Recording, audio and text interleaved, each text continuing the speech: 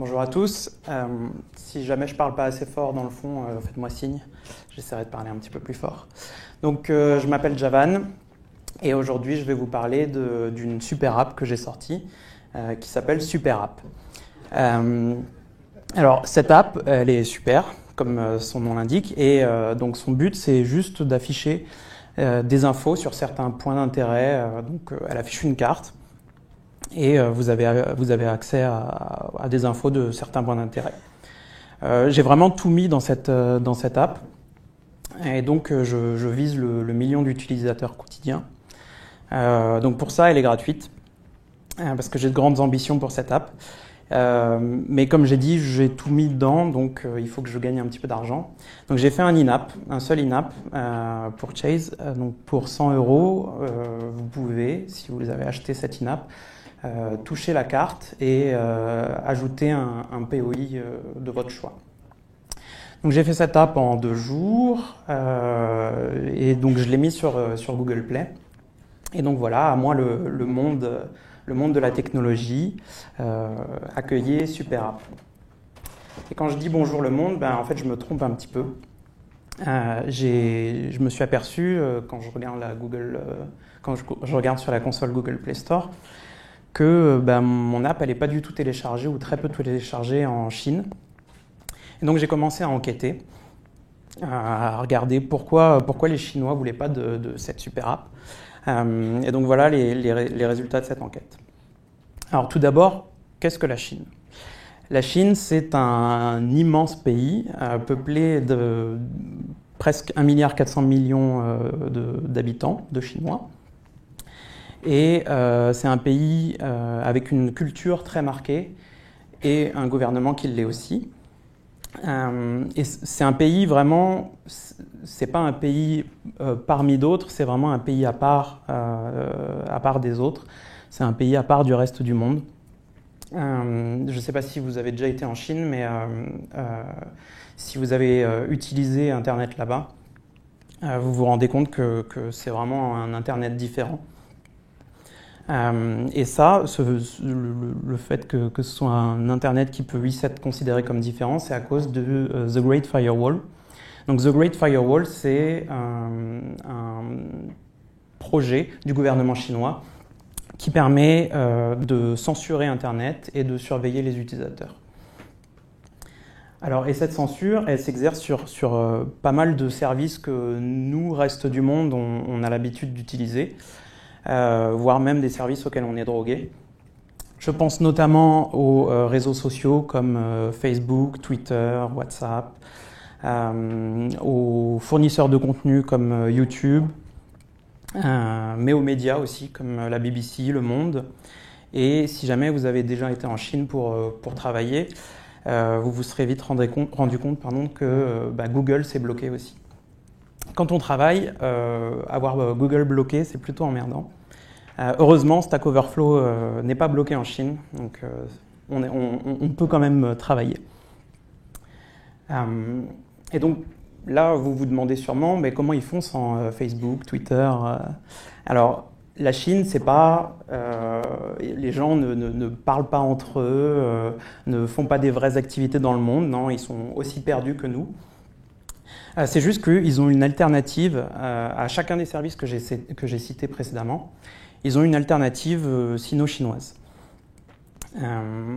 Et donc, pour en revenir à mon app, donc j'ai dit que Google était bloqué en Chine. Il n'y a pas uniquement Google, mais tous les services que Google propose. Donc, pour le cas Android, pas de Google Play Services, pas de Google Ads, et Google Maps. Alors, il y a certains moments où Google Maps on peut accéder à Google Maps, sauf que les serveurs de Google sont hors de Chine et le réseau chinois étant, c'est quasiment comme si c'était bloqué si vous voulez accéder à un serveur hors de Chine. Donc, on peut considérer que Google Maps n'est pas disponible sur Android. Donc là, je comprends un petit peu mieux pourquoi les Chinois ne veulent pas de super app. S'il n'y a pas d'app, s'il n'y a pas de carte à afficher dans l'app, mon app ne sert à rien. Donc, je vais travailler un petit peu pour remplacer Google Maps. pour remplacer Google Maps en Chine, vous avez deux principales alternatives, c'est Baidu Maps ou AutoNavi. Alors les deux services sont plutôt similaires. On peut le voir directement dans la doc. Ici, j'ai juste fait une capture d'écran des deux docs. On peut voir que le guide de développement est écrit dans le même ordre, avec le même style. Et les similarités entre ces deux services ne se retrouvent pas que dans la doc, ils se retrouvent aussi dans l'API. Donc là, j'ai pris un enum. Alors, je ne sais pas si vous pouvez bien voir, mais en gros, les enums sont vraiment exactement les mêmes. C'est l'enum pour placer le logo de la carte, et c'est vraiment les mêmes. Donc vraiment, les deux services sont similaires. Moi, j'ai décidé d'aller avec Baidu, un peu au pif, mais étant donné que c'est à peu près les mêmes, je ne prends pas trop de risques. Donc, comme un bon petit développeur, je vais lire la doc, et je tombe sur ça. La doc est en chinois, et pas de petit drapeau pour changer la langue, non. Il va falloir que j'apprenne le chinois, et ou utiliser Google Trad. Alors, notez que Google Trad, heureusement, est disponible en Chine, donc ça m'a plutôt sauvé. Donc on y va avec Google Trad, donc on va avoir une doc qui est à peu près compréhensible. Il y aura quelques phrases bizarres, mais on comprendra un petit peu le sens. Donc on commence, donc il faut configurer Android Studio. Donc là, si on lit, on comprend qu'il faut télécharger un zip. Alors donc pas de package Maven, vous savez la petite ligne que vous mettez dans votre build.gradle et qui fait que Gradle télécharge directement les librairies. Non, il va falloir télécharger un zip.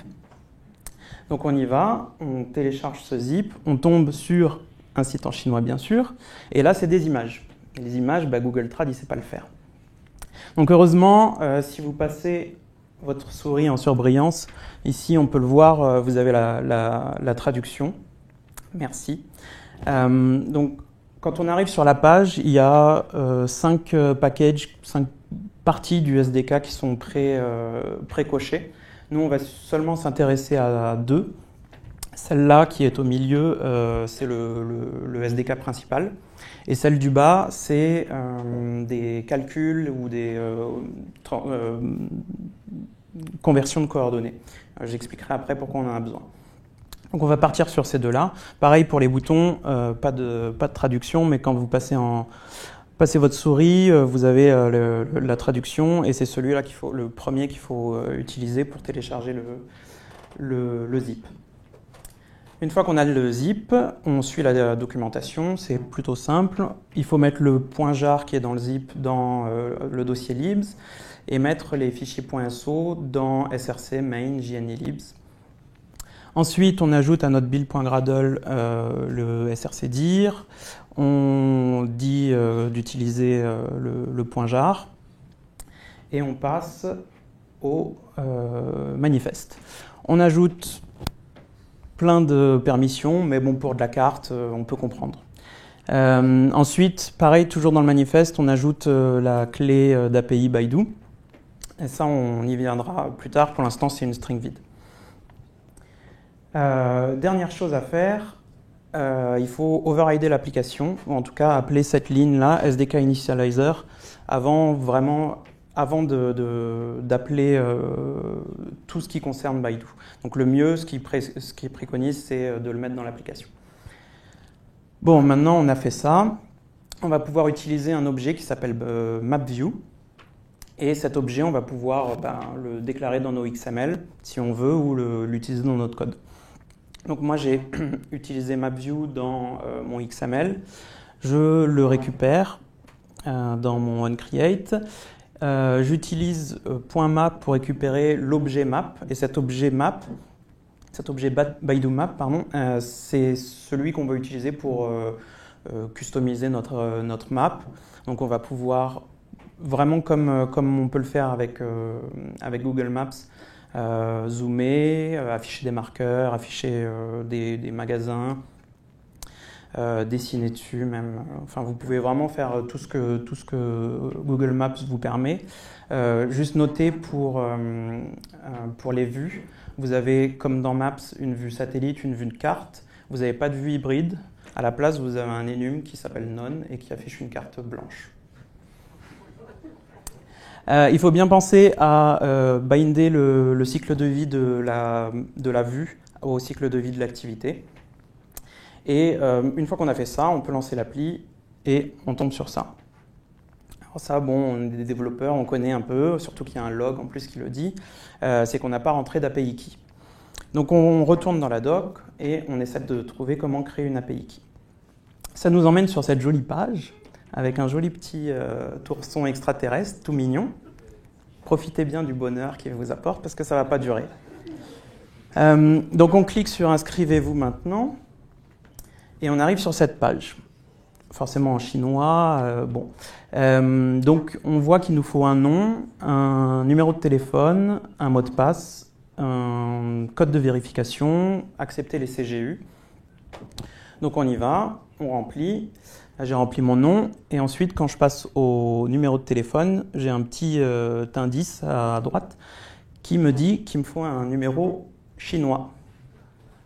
C'est con parce que moi j'ai pas de numéro chinois. Donc je cherche un petit peu sur internet et je tombe sur un post qui dit que dans la barre d'adresse, alors je pense que vous n'allez pas bien voir, mais en gros dans Overseas, dans la barre d'adresse, il y a un paramètre Overseas. Vous pouvez mettre égal 1 pour avoir accès pour pouvoir rentrer un numéro autre qu'un numéro chinois. Donc ça c'est bon, on est sauvé, on y va. Donc je cherche la France et on ne peut pas, il n'y a pas de France. Donc je râle, hein. Mais il faut que je trouve une solution. Donc j'ai un ami au Canada, je lui demande de pouvoir emprunter son numéro de téléphone, de pouvoir le renseigner, comme ça il devrait recevoir un SMS. Et une fois qu'il aura le SMS, je pourrai créer mon compte. Sauf que il ne reçoit jamais de SMS. Alors là, j'ai tout essayé après ça. J'ai essayé de trouver des services sur Internet qui offraient de la réception de SMS de tous les pays possibles. J'ai trouvé un service qui offrait des numéros chinois, mais on ne pouvait pas rentrer on pouvait pas le plugger au numéro, au service Baidu, au SMS Baidu. Donc, bref, impossible. Solution de dernière chance, j'avais un collègue en Chine. Donc je lui demande s'il peut utiliser son propre numéro chinois pour me créer un compte. Et il me répond le lendemain que c'est pas possible parce qu'en fait en Chine, les numéros de téléphone sont liés à leur nom, à leur contrat d'assurance et à leur banque. Donc bon, je comprends qu'il ne veuille pas me prêter son numéro. Donc en gros, si je veux que SuperApp puisse être utilisé par des Chinois, il faut que je me paye un voyage en Chine pour obtenir un numéro de téléphone chinois. Si jamais vous avez une solution, on pourra en discuter après parce que je suis bloqué. Donc on ne va pas s'arrêter là, hein. Il n'est pas encore temps d'aller boire et manger. On va poursuivre comme si j'avais pu créer un compte et donc pu avoir une API key valide. Donc supposons que ma carte marche. Et donc, je teste, une fois que ma carte marche, je teste qu'en Chine, les points d'intérêt s'affichent bien. Et là, ce que j'ai, c'est ça. Donc en rouge, vous avez le POI que ma carte affiche, et en bleu, c'est le réel point dans le vrai monde. Donc on peut voir qu'entre le point rouge et le point bleu, on a une distance de plus d'1 kilomètre. Ça, c'est pas bon, parce que mes POI, moi, je veux qu'ils s'affichent au bon endroit. Donc je comprends pas. Alors notez que partout ailleurs, donc si même avec Baidu j'affiche un POI en France, le POI va être au bon endroit, alors que un POI en Chine avec Baidu, le point d'intérêt ne sera pas au bon endroit.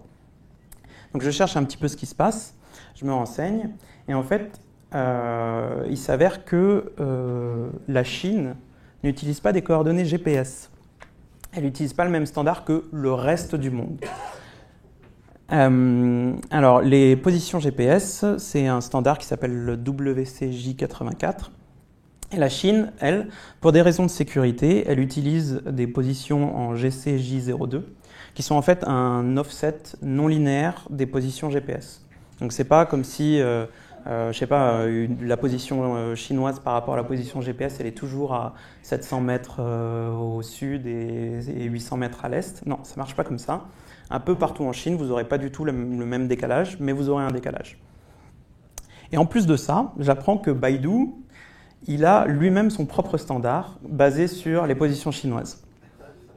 Donc pour le reste de la conf, on va considérer que les positions chinoises et les positions Baidu sont les mêmes, parce que vous verrez, on peut facilement passer de l'une à l'autre. Donc justement, pour passer de l'un à l'autre, voilà ce que le gouvernement chinois vous autorise à faire. Il vous autorise à passer de WCJ84, donc de GPS à position chinoise, et de GPS à position Baidu, et de position Baidu à position chinoise et inversement. Vous noterez qu'on n'a pas une ligne qui part de Baidu ou de position chinoise vers position GPS. On y viendra après. Donc, comment on fait cette translation de coordonnées dans Baidu? C'est très simple. On a donc, là par exemple, c'est la coordonnée du Shanghai Exhibition Center, donc, qui est stockée dans SuperApp. Je la prends, j'appelle coordtrans.wgs to Baidu, et donc ça me rend une latitude-longitude, mais qui est au format chinois, au format Baidu pour le cas. Et donc ça, si j'affiche un marqueur à cette position BD09 coorn, là, il sera vraiment au bon endroit là où je le voulais. Donc pour toutes mes positions GPS, il faudra que je fasse ce changement. Alors, je vous ai dit qu'en France, par exemple, les coordonnées étaient bonnes. Si jamais vous passez une coordonnée GPS hors de France, hors de Chine à cette fonction-là, elle va vous ressortir la même coordonnée. Donc, vous n'avez pas à vous soucier de est-ce que ma coordonnée est en Chine ou pas. Vous pouvez toujours passer par cette translation de coordonnées. Coordtrans, là, c'est une classe qui est dans le deuxième petit paquet SDK, celui du bas, là. Donc c'est celui des calculs et des transformations de coordonnées. C'est pour ça qu'on en avait besoin. Tant qu'on est sur la carte, je vais coder, vous savez, la fonction de mon INAP, là, qui est quand je touche la carte, je peux ajouter un POI. Ça me rapporte 100 € à chaque INAP, donc je vais pas lésiner dessus. Donc j'y vais, donc j'ajoute un onMapClickListener, et dans la fonction onMapClick, je récupère la position pour créer un nouveau POI. Sauf que les coordonnées que me retourne le onMapClick, c'est des coordonnées Baidu. Et donc elles ont cet offset. Donc moi, je veux les transformer en coordonnées GPS, parce que dans mon appli, j'utilise que des coordonnées GPS, et puis je veux pouvoir les partager avec les autres utilisateurs de SuperApp, qui, eux, utilisent que des coordonnées GPS. Et bien ça, vous ne pouvez pas. Vous ne pouvez pas, toujours pour des raisons de sécurité, parce que le gouvernement chinois ne veut pas que vous exposiez des positions ou des endroits de Chine en dehors de Chine. Et donc, c'est clairement pas possible. Il n'y a pas de solution. Mon INAP, il est perdu. Alors, en vrai, il y a une solution. Vous pouvez demander au gouvernement chinois de vous autoriser à transformer des coordonnées chinoises en coordonnées GPS. Sauf qu'il va falloir faire des papiers, donner des justificatifs. Donc clairement, si vous n'êtes pas chinois, vous pouvez oublier. Il y a une autre solution qui est illégale, c'est donc à ne pas utiliser, c'est utiliser directement le calcul qu'utilise le gouvernement chinois pour faire la conversion.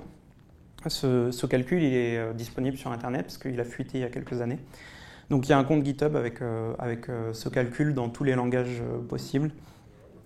Mais vous risquez quand même gros. Vous risquez jusqu'à 65 000 € d'amende Donc voilà, ne l'utilisez pas. Si vous pouvez vous en passer, ne l'utilisez pas. Donc je reviens à mon problème, on ne peut pas. Mais encore pour les besoins de cette conf, on va dire que j'ai obtenu les autorisations du gouvernement chinois et donc que j'ai pu coder le onMapClick qui crée un POI. Donc j'ai codé cette partie-là. Il ne me reste plus qu'à coder le code de l'INAP, donc le transfert d'argent. Bon, bien sûr, vous l'avez compris, on ne va pas pouvoir utiliser toute l'API de Google Play pour faire l'INAP. Donc je vais chercher à remplacer l'INAP. Pour remplacer l'INAP, c'est comme avec les cartes, on a deux principaux services d'INAP. Vous avez WeChat Pay ou Alipay. Alors il faut savoir que ces deux services ne sont disponibles pour les INAP que quand ils sont dans une appli, donc que pour une appli mobile. Si jamais vous faites un jeu mobile, il faudra utiliser les INAP qui sont fournis dans le SDK du store sur lequel vous allez déployer votre appli. Alors bon, moi je vais parler que des INAP dans des applis simples. Donc il faut savoir que WeChat Pay ou Alipay va vous prendre 2% du prix de l'achat, ce qui est rien du tout comparé à ce que Google et Apple prélèvent. Et petite note, en dehors des INAP, dans la vie de tous les jours, les Chinois sont vraiment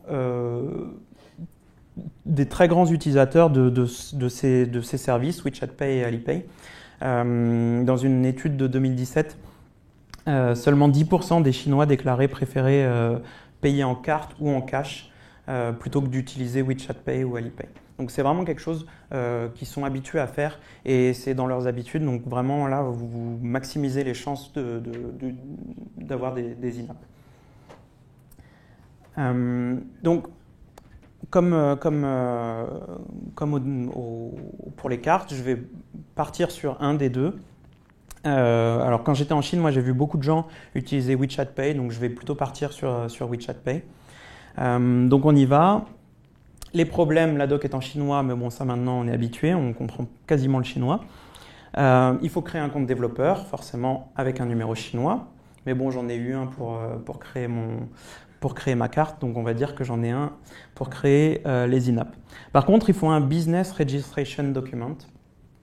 Et ça, c'est encore un document qui vous est fourni par le gouvernement chinois.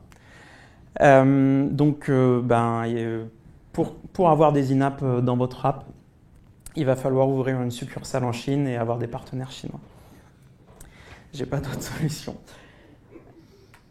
Mais bon, comme tout à l'heure, on va partir, on va se dire que j'ai trouvé un business document et que j'ai pu avoir une clé d'API de WeChat Pay. Alors, tout ce que je vais dire là, c'est de la théorie, parce que j'ai pas pu le tester justement. Donc c'est vraiment de la théorie basée sur la documentation et les samples. Donc c'est à prendre avec des pincettes, mais c'est vraiment juste pour guider si jamais vous avez besoin d'utiliser des INAP. Donc on commence par créer un App ID. Alors cet App ID, pour enseigner l'App ID, donc c'est sur une console sur le web, vous avez besoin du MD5 de votre Keystore et du package name de l'app. D'après moi, ça commence un peu mal, parce que le MD5 du Keystore, c'est pas vraiment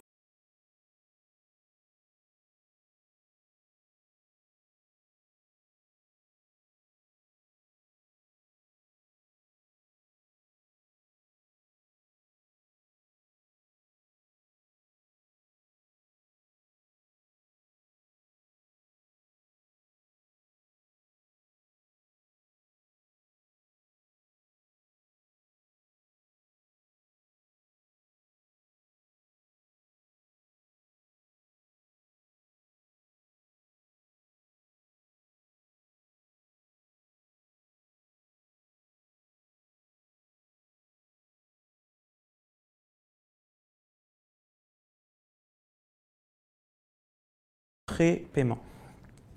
Cette URL, c'est une URL en dur, une requête POST, et vous allez donner les infos sur l'achat. Donc vous allez donner depuis l'app le titre, le nom de l'achat, le prix, les détails de l'achat, et ainsi de suite. Donc, de ce que j'ai compris, c'est vraiment différent. C'est un modèle un peu inverse de ce qu'on a avec Google. C'est dans l'appli qu'on va avoir les infos et pas une requête serveur qui va nous donner des infos sur les in-app disponibles. En retour de cette requête, vous allez recevoir un identifiant de session, un prepaid ID, et c'est avec cet identifiant de session que vous allez vraiment créer le transfert. Donc avec le retour de cette requête et dont le prepaid ID, vous allez créer une pay request.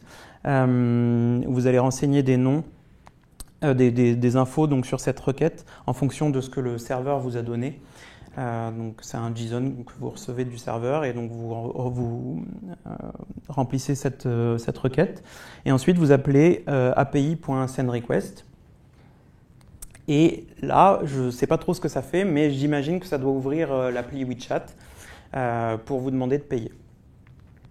Et ensuite, une fois que vous avez payé, votre activité est rappelée dans le OnResp, et là, vous pouvez vérifier si la transaction a bien marché. Donc voilà, c'est un peu ce que j'ai compris de l'in-app WeChat. Donc supposons que je vienne de créer l'in-app qui va me servir à avoir un petit peu d'argent. Maintenant, mon app est prête pour la Chine. Il ne reste plus qu'à la livrer. Donc bonjour le peuple chinois, j'arrive. Où est votre store que je dépose mon appli dessus? Sauf que là, c'est plus comme les maps, comme les in-app. On n'a pas deux concurrents principaux. On a une multitude de stores. Et ça va du store spécifique à une marque de téléphone ou au store générique. Donc je ne vais pas toutes les faire. Je vais m'attacher aux trois premiers du marché. Donc le premier, c'est Tencent My App, qui représente 23% du marché. La doc est en anglais, c'est fou, mais ça fait plaisir quand vous le voyez. Vous avez besoin d'une déclaration officielle de société. Donc ça, bon, ok. Vous avez besoin d'une déclaration d'autorisation. Ça, j'ai pas très bien compris ce que c'était, mais j'imagine que c'est un document qui est à demander au gouvernement chinois. Et il n'y a pas de compte à créer. Quand vous arrivez sur l'adresse sur le site, vous avez juste des champs à renseigner, donc votre nom, votre déclaration de société, l'autre document, là, la déclaration d'autorisation. Vous uploadez votre APK. Et vous cliquez sur OK et le service est censé vous renvoyer un mail quand votre app est prête, quand elle a été évaluée. Moi, j'attends toujours le mail. Donc, je suis passé au suivant.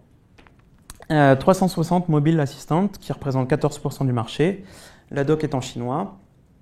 Et donc là, vous pouvez donc créer un compte avec un mail normal, pas besoin de numéro de téléphone. Une fois que vous avez créé votre compte, vous arrivez dans une interface où vous créez une nouvelle application. Et pour créer une nouvelle application, par contre, il faut un SMS. Alors, ils ont l'air d'accepter les SMS français, enfin les numéros de téléphone français, pardon. Donc, ils sont censés vous envoyer un SMS. Moi, j'ai rentré mon numéro et j'attends toujours, pareil, un SMS. Donc, je laisse tomber aussi ce store. Et donc, je vais me concentrer sur le troisième, le Xiaomi App Store, donc, qui est un store pour les téléphones Xiaomi et qui représente quand même 13% du marché. La doc est en chinois et on a la possibilité de se déclarer en tant que développeur individuel. Donc, pas besoin de la déclaration de société, c'est bien. Et donc, on passe d'étape en étape. Et puis, à un moment, il vous demande votre carte bancaire. Là, j'ai abandonné. Si vraiment vous avez besoin de mettre une app sur le store chinois, vous irez au-delà de cette étape. Mais moi, je n'avais pas trop envie qu'ils aient ma carte bancaire. Donc, si on résume, voilà dans l'état dans lequel je suis après avoir essayé d'offrir mon app à tous les Chinois. Voilà, j'ai pas réussi. Il y a d'autres considérations à prendre en compte. Si vous voulez vraiment targeter le marché chinois, il faut obligatoirement faire traduire votre application en chinois. La majorité des Chinois ne parlent pas anglais et ceux qui parlent anglais ne voudront pas utiliser votre app si elle n'est pas en chinois. C'est clairement une des choses à faire quand vous voulez distribuer votre app en Chine. Et puis, il faut aussi s'adapter à un moyen de consommer différent. Comme je le disais, les Chinois, ils sont pas habitués à payer en cash. Ils sont pas habitués à sortir leur carte bancaire.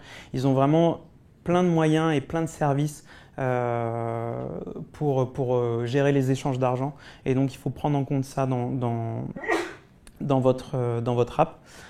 Pareil pour tout ce qui est échange serveur, comme je le disais, les échanges avec des serveurs situés en dehors de Chine sont extrêmement lents. Donc il faut, si vous avez des échanges serveurs, considérer d'ouvrir un serveur en Chine. Et dernier conseil, obfusquer son code. Alors ça, c'est vrai pour toutes les applications dans le monde entier.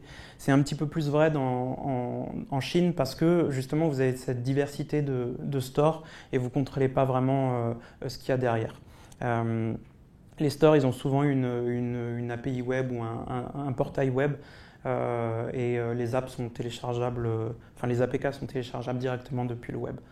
Donc, raison de plus d'obfusquer son code. Voilà. Bon, conclusion.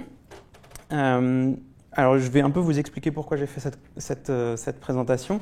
Donc, j'ai été récemment en Chine pour mon ancien employeur pour régler un problème de cartographie, justement avec Baidu. Et en fait, quand je suis arrivé là-bas, j'ai été confronté à plein de problèmes dont je n'avais pas du tout conscience avant d'aller en Chine. Notamment le fait d'utiliser un service de cartographie différent et tout ça. Et quand je suis arrivé, nous on avait une filiale en Chine, donc tous les papiers étaient créés, toutes les demandes étaient faites, j'avais même des collègues chinois pour m'aider à traduire si besoin. Donc moi j'ai vu cet aspect-là technique de ce travail de faire une release pour la Chine. Et je me suis dit que c'était pas si compliqué que ça et que ça valait le coup d'en parler.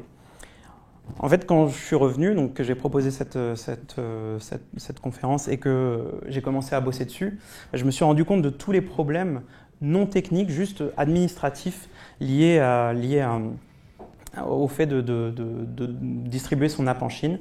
Et j'en suis venu à la conclusion que c'est impossible de distribuer une application Android en Chine si on n'est pas chinois ou si on n'est pas aidé par des Chinois ou si on n'a pas une filiale ou une partie de son entreprise en Chine.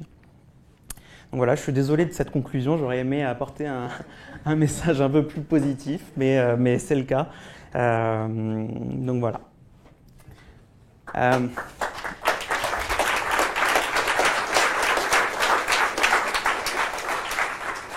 Si jamais vous avez des questions, je ne suis pas sûr de pouvoir répondre à tout, mais je peux... Oui.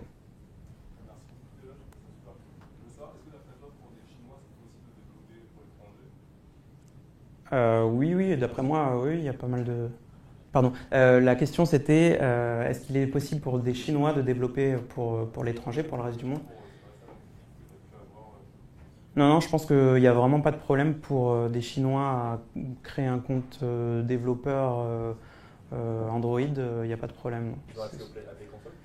Ils ont accès à la Play Console, je crois. Je crois, oui.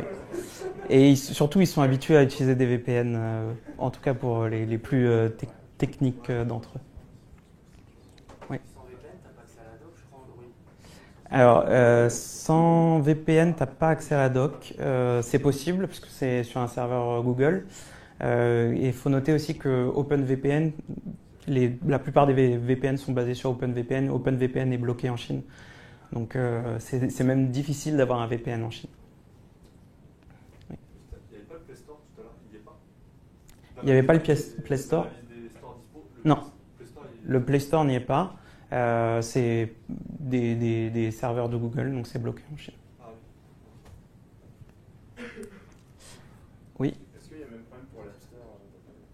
Alors non, il n'y a pas le même problème. Alors la question c'est est-ce qu'il y a le même problème pour l'App Store d'Apple? Il n'y a pas le même problème pour l'App Store d'Apple parce qu'ils ont obtenu enfin, parce qu'ils se sont mis aux normes du gouvernement chinois, qu'ils ont accepté de sûrement surveiller un petit peu le trafic entrant sur leur site.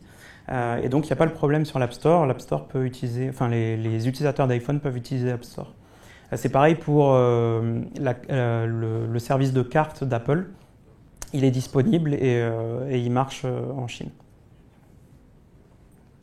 Oui. Est-ce que, de manière générale, parce que tu as vu des Européens en Chine réussir à faire des apps en étant sur place? Est-ce qu'il y a une success story? Alors, est-ce qu'il y a une success stories de développeurs européens en Chine qui ont réussi à faire des apps? J'en ai pas connaissance. Je ne connais pas. Je sais que dans mon entreprise, on avait certaines personnes européennes en Chine, mais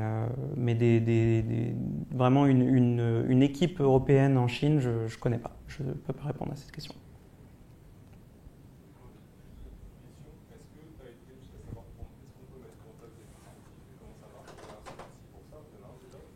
Donc, est-ce qu'on peut mettre en place des push notifications quand on est en Chine? J'avoue que j'ai pas du tout regardé, mais il y a forcément, enfin, c'est sûr qu'il y a une alternative et l'alternative elle est chinoise.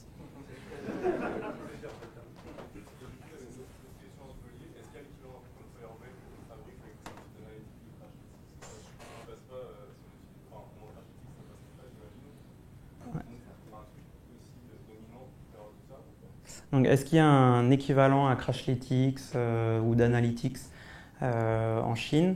Je pense que c'est les stores, c'est dans le SDK du store que tu vas pouvoir trouver ça. Je suis vraiment pas sûr, j'ai pas trop regardé, mais je pense que les SDK des stores sur lesquels tu mets tes apps peuvent te fournir ça.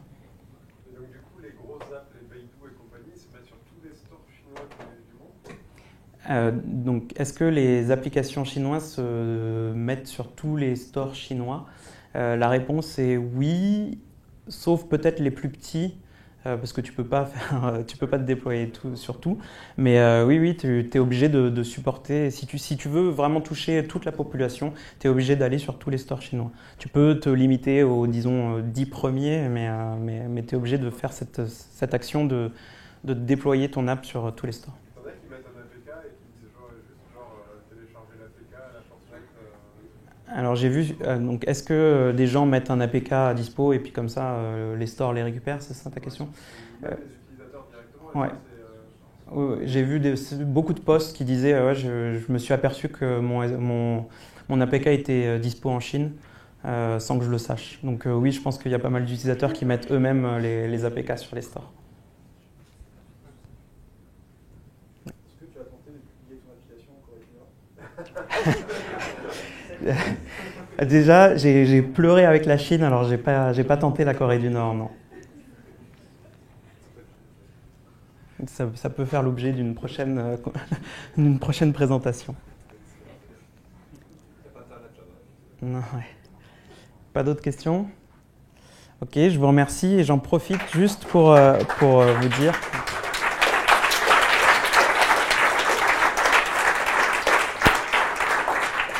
J'en profite pour faire l'instant promo ici. Je suis nouvellement embauché chez Tagoyer Connected et on cherche des gens sur Android. Donc si ça vous intéresse de bosser sur des montres connectées, vous pouvez venir me voir après.